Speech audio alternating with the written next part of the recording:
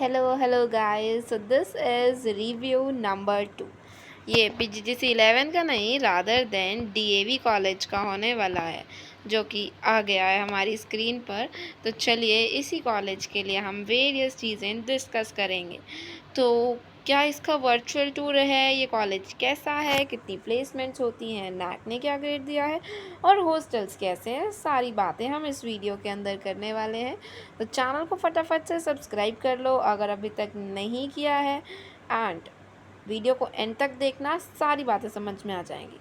सबसे पहले तो मुझे इस कॉलेज की वेबसाइट बिल्कुल पसंद नहीं है यार, बिल्कुल भी यूज़र फ्रेंडली नहीं है। तो चलो फिर भी तुम्हारे लिए इसके साथ खेलते हैं थोड़ा सा। तो DAV कॉलेज जो है 1958 से स्टार्ट हुआ है। DAV की तुम्हें फुल फॉर्म पता है, दैट इज़ दयानंद एंग्लो वैदिक। बड़े ज़्यादा ऐतिहासिक कॉलेज है ये।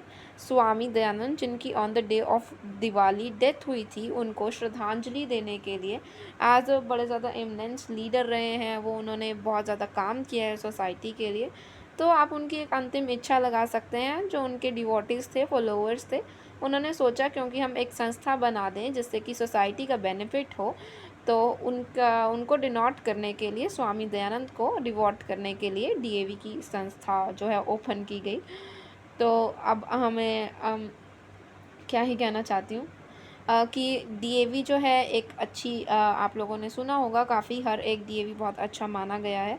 तो दिस DAV ने भी इसको प्रूव किया है कि हम लोगों को स्वामी दयानंद के फुटस्टेप्स पर चलना है, सोसाइटी के अंदर मोस्ट ऑफ द कंट्रीब्यूशंस जो हैं वो करनी है। तो अब आपको इसका हिस्टोरिकल बैकग्राउंड तक मैंने बता दिया है। फ़िलहाल बात करते हैं कि इनके फ्यूचर एस्पेक्ट्स क्या हैं। आपको प्लेसमेंट्स दे पाएंगे, आपको यहाँ एडमिशन लेने चाहिए या नहीं लेने चाहिए। वैसे एक बात बता देती हूँ, आप जितने मर्जी कॉलेज रिव्यूज़ देख लो, हर इंसान अपनी लाइफ से है तो तंग। और किसी भी कॉलेज में जाओगे, बेस्ट से बेस्ट, बुरे से बुरे गालियाँ तो तुम लोग उसको निकालोगे, यार कैसा कॉलेज है, यार ये है कॉलेज में, यार वो नहीं है इस कॉलेज में, यार ये नहीं करते कॉलेज वाले। बट यही चीज़ें तुम्हें कुछ सालों के बाद याद ज़रूर आने वाली हैं। तो अपनी कॉलेज लाइफ के लिए तुम लोग आगे बढ़ रहे हो, so all the best for it.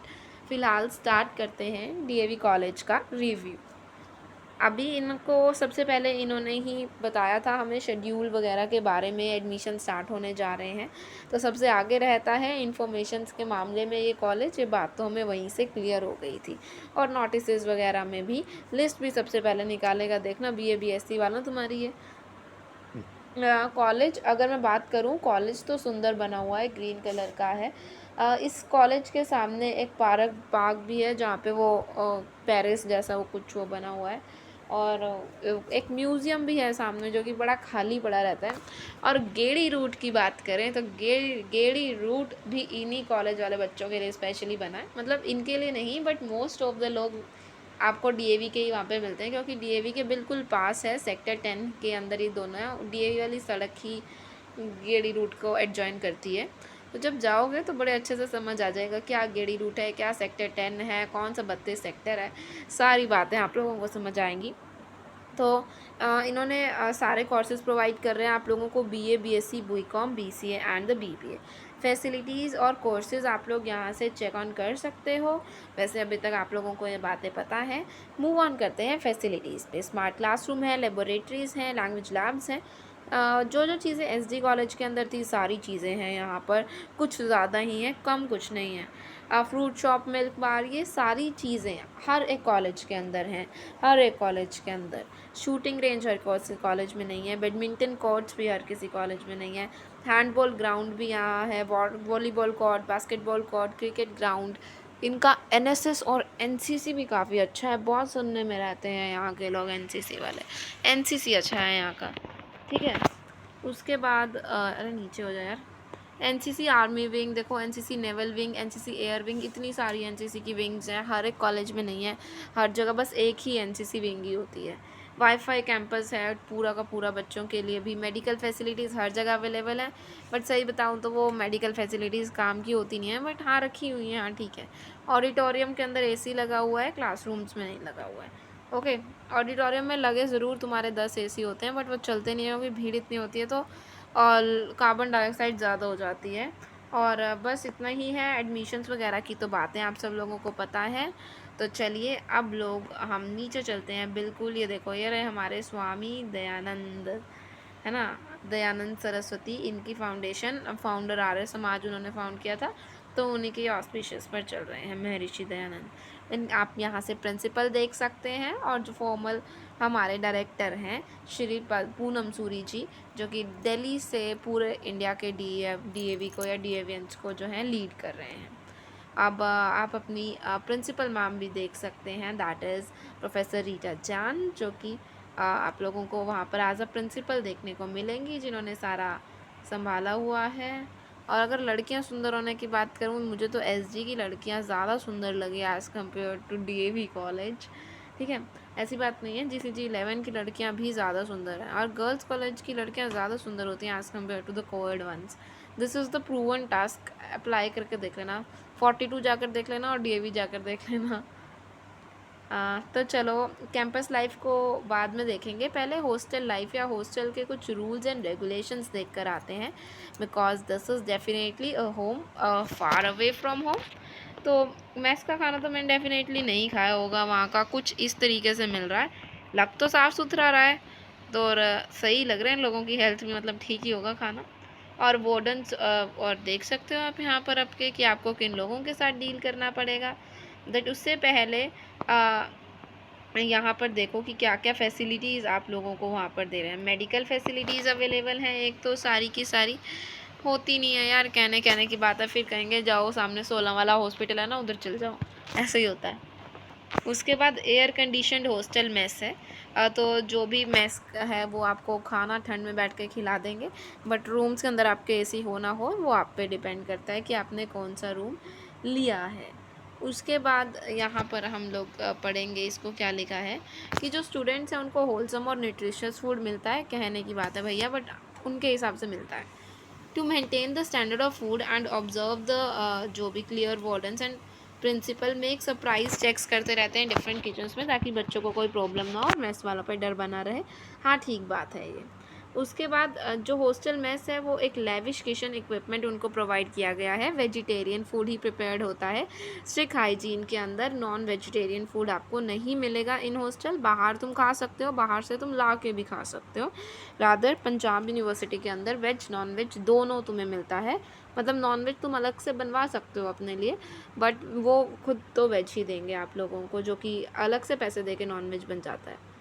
उसके बाद आता है कि फेस्टिवल डेज़ के अंदर तुम्हें सेलिब्रेटरी अलग ओकेजन्स पे खाना जो मिलता होता है, और इन्होंने स्वीट डिशेस के बारे में भी लिखा है कुछ। जो कमेटी है वो ये केयर करती है कि जो फूड है वो to the border sweet dishes is serve 3 times in a week, तो तुम्हें 3 टाइम कोई मिठाई मिल जाती है, जस्ट लाइक कभी हलवा बना देते हैं, कभी खीर बना देते हैं, यही होता है इनके स्वीट डिशेस का मतलब। I have just survive the hostel life for the 3 years my dear. तो मुझे नहीं लगता है कि तुम्हें चंडीगढ़ के हॉस्टल्स की इतनी डिटेलिंग जितनी बता सकती हूँ उतनी कोई और बता पाएगा। उसके बाद ज़्यादा कुछ बकवासी लिखे इन्होंने, taste bud of the Indian delicacies, इतना नहीं पढ़ना है। रूल्स एंड इंस्ट्रक्शंस पे पढ़ते हैं। इंस्ट्रक्शंस फॉर पेरेंट्स छोड़ो, एडमिशन प्रोसीजर छोड़ो, कुछ है नहीं वैसे एडमिशन प्रोसीजर के अंदर। मतलब तुम्हें फॉर्म्स वगैरह भेज देंगे, वो सारे डॉक्यूमेंट्स फिल करके चले जाना, और अपना आधार कार्ड, अपनी फ़ोटोग्राफ्स, ये आप लोगों के पास हमेशा रहना चाहिए, कभी भी आप लोगों को नीड पड़ सकता है अपने पेरेंट्स की फ़ोटोग्राफ्स, अपने लोकल गार्डियंस की फ़ोटोग्राफ, तो प्लीज़ इनको अपने पास हमेशा हमेशा रखना है। अलॉटमेंट ऑफ द रूम देखो किस किस को मिलता है। जो अलॉटमेंट है वो अकॉर्डिंग टू द प्लान मिलता है जो उन्होंने बना रखा होता है, मतलब बीकॉम वालों को बीकॉम के साथ मिलता है, और ऐसे ही बीसीए वालों को बीसीए वाले के साथ मिलता है। इन्होंने यहाँ पर कुछ भी लिखा हो, बट मैं आप लोगों को बता देती हूँ कि अगर आप लोगों ने ऑलरेडी अपने रूममेट्स डिसाइड कर लिए हैं तो उसके हिसाब से मिलता है, अगर नहीं किए हैं तो वार्डन अपने आप किन्हीं भी 2 बच्चों को ज्वाइन कर देती है। अगर उनकी बनती है ठीक है, अगर उनकी नहीं बनती है तो बच्चे डायरेक्टली वार्डन के पास जाकर अपने रूम्स चेंज करा लेते हैं उनकी प्रेफरेंस के हिसाब से, तो इतना बड़ा रोल नहीं है इसका। ड्रेस कोड के अंदर बस यही लिखा है कि ज़्यादा रिवीलिंग कपड़े पहनकर तुम लोग मेस वगैरह में नहीं जा सकते एंड ऑल। उसके बाद हॉस्टल टाइमिंग्स इम्पॉर्टेंट हैं, यही तो हमें जानना था दी इतने टाइम से, आप क्या बताई जा रहे थे। हॉस्टल टाइमिंग गर्ल्स की अलग हैं, बॉयज़ की अलग हैं। तो गर्ल्स वाली देखो यार, गर्ल्स 8 बजे तक रहेगा और बॉयज़ का टाइम 9:30 बजे रात तक रहेगा, इन समर्स ओनली, क्योंकि उनमें दिन बड़े होते हैं, अंधेरा लेट होता है। ऐसे ही अगर क्या कहते हैं 7:30 बजे तक शाम के और 9 बजे तक रात के, तो ये कौन सा टाइम रहने वाला है, ये विंटर्स का टाइम रहने वाला है। ओके जी, ये सारी रेस्ट्रिक्शंस हैं। आपको ये मत कमेंट करना गर्ल्स के लिए इतना क्यों या बॉयज़ के लिए इतना क्यों, या इससे ज़्यादा देर तक बाहर नहीं रह सकते, नहीं रह सकते भाई। रेस्ट्रिक्शंस का दूसरा नाम हॉस्टल है, तो अब तुम्हें इसके साथ ही एडजस्ट करना पड़ेगा, इससे ज़्यादा लेट नहीं रह सकते। अगर इससे ज़्यादा लेट रहते हो, मैंने तो देखो बहुत ज़्यादा स्ट्रिक्ट एक्शंस देखे हैं इसके अगेंस्ट, बट इन्होंने यहाँ पर डेली अटेंडेंस के अंदर ऐसा कुछ लिखा नहीं है। मैंने तो ये भी देखा है कि अगर हमारे हॉस्टल्स में कोई बच्चा आ रहा है 6 बजे के बाद, तो उसको एंट्री नहीं मिलती है। उसके लोकल गार्डियंस को बुलाते हैं, पेरेंट्स को बुलाते हैं, कहते हैं ले जाओ इसको वापस, ठीक है जी। उसके बाद फिर रोला होता है बहुत बड़ा, फिर वो बच्चे को अंदर भिजा देते हैं रुला रुला के, ताकि वो दोबारा ऐसा ना करे, ठीक है जी। उसके बाद डेली अटेंडेंस इन्होंने लिखा है कि आपकी wardens roll number wise daily attendance लेंगी, और अगर कोई बच्चा लेट होता है अपनी टाइमिंग से, तो या तो इसको लिखा है कि विदाउट परमिशन और बच्चा बाहर रहता है तो उसको स्टक ऑफ कर दिया जाएगा, या फिर उस पर हैवी फाइन चार्ज किया जाएगा। एंड दिस होता है ये असलियत में, क्योंकि सारी रिस्पॉन्सिबिलिटी वार्डन पर आ जाती है। अगर कोई भी बच्चा नहीं है तो आपके पेरेंट्स डायरेक्टली वार्डन को रीच आउट करेंगे, और वो अपनी जॉब नहीं खोना चाहती, इसीलिए वो तुम्हें कहेगी कि तुम कहाँ गए थे, तुम फाइन दो या फिर निकलो यहाँ से, क्योंकि वो तुम्हारी रिस्पॉन्सिबिलिटी नहीं लेना चाह रही है, ठीक है। वो अपनी जॉब तुम्हारे लिए ख़तरे में नहीं डालेंगे। उसके बाद जो भी है वार्डन से परमिशन लेनी है अगर तुम लोगों को बाहर जाना है, वो आप वहाँ जाकर देख लेना, आपको पता चल ही जाता है। इतने कोई बुद्धू बच्चे तो हो नहीं तुम लोग यार। और अगर तुम्हें पढ़ने का दिल है तो यहाँ से सारे के सारे खुद पढ़ सकते हो, विजिटर्स के लिए पढ़ सकते हो। स्टूडेंट जो हैं डे स्कॉलर्स को अपने रूम्स के अंदर नहीं ला सकते, उनके लिए फ़ाइन चार्ज हो जाता है, बट छुप छुप के ले आना, कुछ नहीं होता। हमने भी लाए थे, बहुत बच्चे लाए हैं हम भी। उसके बाद आता है, बट हाँ तुम्हारी सारी विंग के लोग अच्छे होने चाहिए जो ना बताएं अगर उन्होंने देख लिया है तो। उसके बाद आता है दैट इज़ सबमिट करो लिस्ट ऑफ पर्सन्स जो भी आपके वहाँ पर आए हैं हॉस्टल के अंदर आपसे मिलने। In no case a guest should stay in your visitor, मतलब जो भी बंदा है वो 7 बजे से पहले आपके हॉस्टल से चला जाना चाहिए। ये नहीं मम्मी आई तो चलो आज मम्मी को हॉस्टल में ही रख लेते हैं, ऐसा नहीं होगा। आप नहीं स्टे कर सकते वो आपके साथ हॉस्टल में, रादर आपके साथ 7 बजे से पहले मिल ज़रूर सकते हैं। बस इतना ही साइड है। और अगर देखो जो boarders keeping guest for the night will be fined heavily, ठीक है। तो प्लीज़ हॉस्टल रूल्स मत तोड़ना अगर आपको रहना है। अगर एक बारी इमेज ख़राब होती है ना तो फिर आगे बड़ी ज़्यादा दिक्कत होती ही है। तो this things are I am saying just out of experience. तो हो सके तो हॉस्टल के रूल्स प्लीज़ ब्रेक आउट मत करना। Wardens are just not good. जब तक तुम्हारे ऊपर कोई इल्ज़ाम ना लगाओ तब तक ही वो अच्छे हैं। बस इतना ही बहुत है। पनिशमेंट वगैरह तो क्या ही यार, पढ़ना है तुमको देख पढ़ लेना। 20,000 का फ़ाइन पनिशमेंट लेगी वार्डन, और कुछ नहीं लेती है।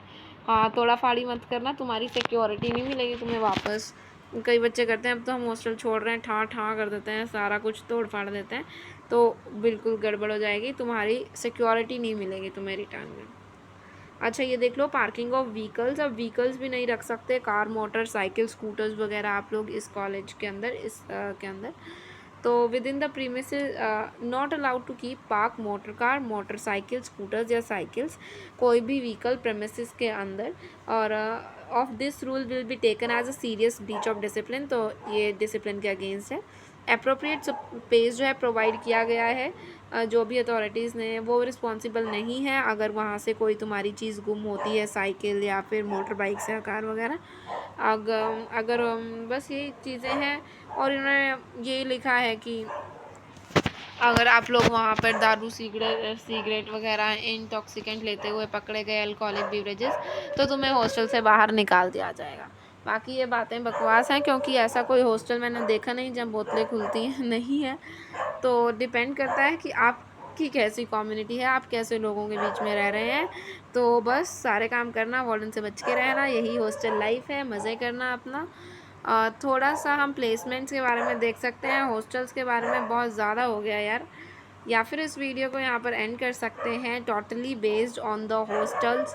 और हमें डीएवी का रिव्यू फिर कहीं और करना चाहिए, नहीं तो आप लोग यहाँ की वेबसाइट से देखो यार, कितनी बढ़िया वेबसाइट है। A ग्रेड मिला हुआ है इस कॉलेज को नैक की तरफ से। और यहाँ पर भी ये पिक्चर स्पॉट है इन लोगों का। टॉप कॉलेजेस के अंदर आता है ये, चंडीगढ़ के वैसे नहीं आता है। ऑल इंडिया रैंकिंग्स ने भी इसको काफ़ी अच्छी रैंकिंग्स दी हैं।